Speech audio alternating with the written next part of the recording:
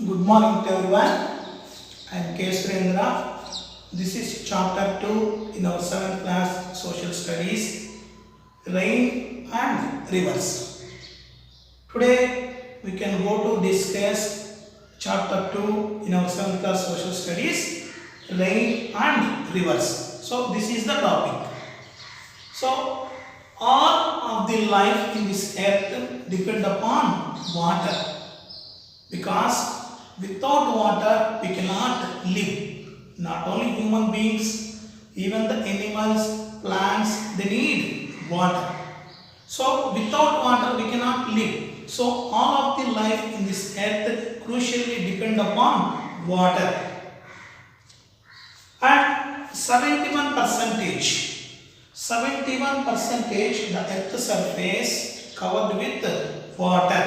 So here water means oceans, seas, rivers and lakes. These all are water bodies. So 71% of earth surface is covered with water. Remaining part is land. And why we are using water? First of all, to drink.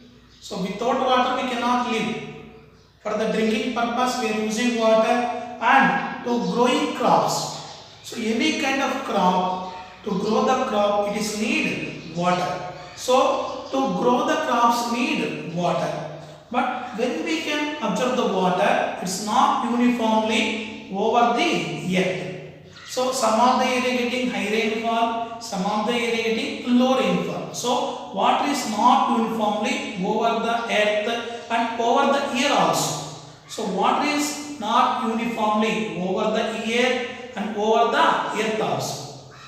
And which months generally we are getting rains, and even in our village also or in our town also, which part getting more water, which area getting less water, and in your area are you getting drinking water, or in your area getting salt water. So this all information. And in this chapter rain and rivers, first part we can go to discuss part 1. This is part 1, sun, clouds and rainfall. This is part 1.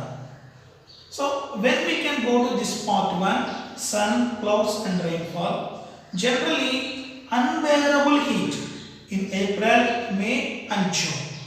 Unbearable. It means unbearable means over. We cannot accept. So heavy. Unbearable heat generally we can see April and May, June. Generally in June month generally we can observe the rainfall. So here we can observe two questions. Do you know what causes rains? This is the first question. Do you know what causes rains? And second, where do the rain bearing clouds come from? These two questions we can discuss in this chapter. First of all, in this part 1, we can discuss about evaporation. Evaporation. What is evaporation? So here we are discussing about evaporation. Here given one name, Pranavi. Her name is Pranavi. So when she woke up in early morning, to take bath she need hot water. So not only Pranavi, to anybody to go to bath, generally we are using hot water. So how we can get hot water? So Pranavi, when she woke up at morning to go to bath, she need hot water. She took some of the water in a dish over fire. So the water is heated by the over fire. So when the water heated by the over fire, when the water going to heated position, it's become water vapor. Water vapor. So when the water heated, it's become water vapor. So when she observed that, so when the water vapor touch the lid, when the water vapor touch the lid, when she open the plate, the water vapor mixed with cool air. The cool air is coming from outside. So when the water vapor touch cool air from the outside, the water vapor become water drops. So water vapor is mixed or touch cool air, it is coming from outside, it becomes water drops. The water drops fell down in the dish. So when she observed Pranavi, she find two things, two important things. First of all, when water heated, it becomes water vapor. The water vapor condensated going in the form of water when it's mixed with the cool air. So the water vapor going in the form of water when it's mixed with cool air. So two, what is water vapor? Here we can discuss. So what is water vapor? For example, you can keep wet cloth at outside because the wet cloth to go to dry. So when we can keep wet cloth at outside, some of the time we can observe there is no wet, the cloth is going to dry position.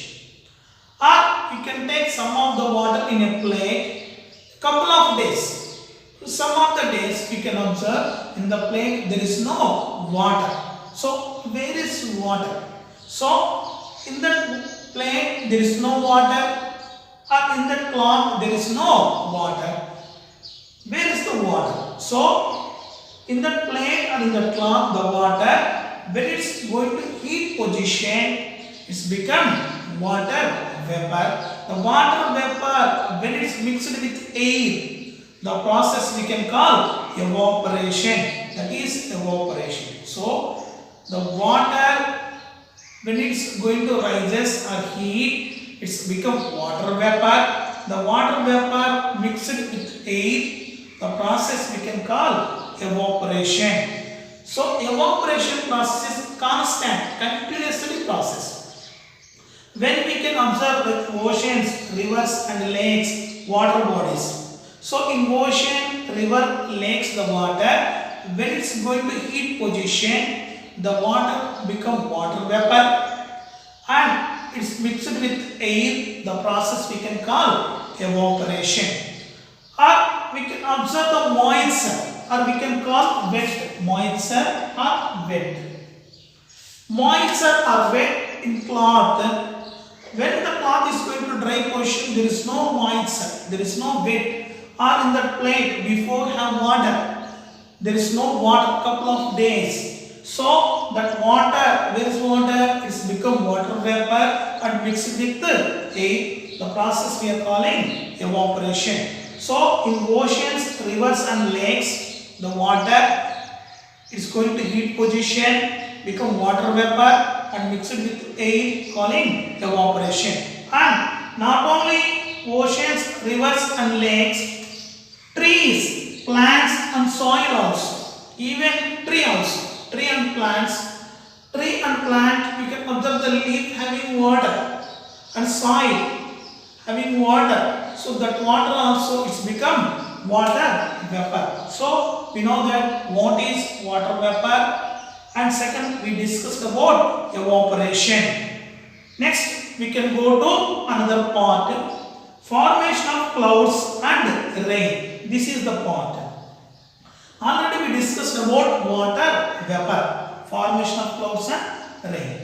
So when water is going to heat position heated, it becomes water vapor, and when it's mixed with air, the process we are calling evaporation. Here the water vapor, when it rises, the water vapor when it rises with hot air, by the hot air is going to rises, going to high level, going to upward.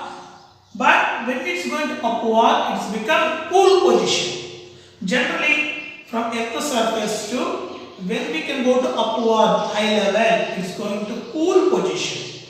So the water vapor rises with hot air, but when it's going to upward, going into the sky, it's become cool. It's cooled position, going to cool position. So when the water vapor going into the sky, it's become cooled.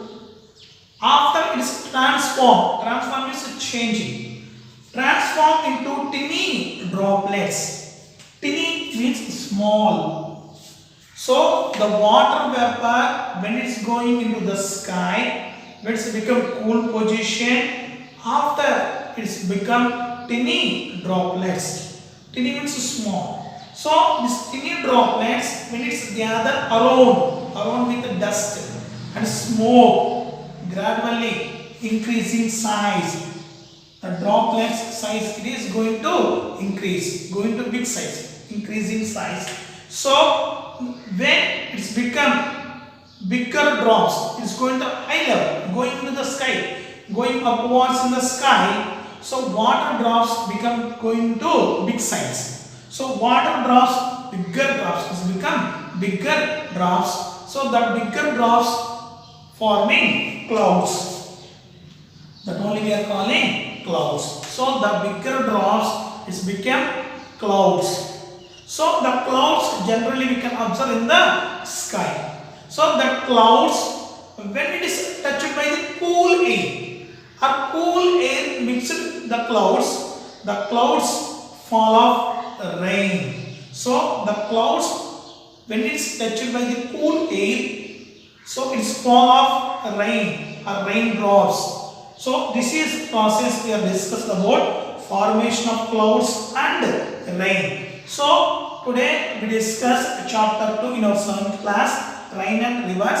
We discussed about importance of water.